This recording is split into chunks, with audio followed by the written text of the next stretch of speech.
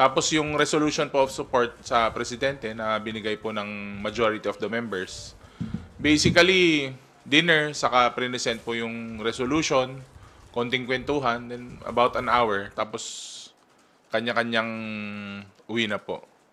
Wala pong kahit anuman katotohanan yung mga lumabas o na-speculate o iniisip ng ibang tao. Karamihan po sobrang simpleng salo-salo lang at ang highlight po nung night, yung prinisinta po yung resolution of support ng House. And syempre, nagpasalamat po yung Pangulo na nakikita niya na buo po ang suporta ng House of Representatives sa kanya. Basically, yun po talaga yung nangyari.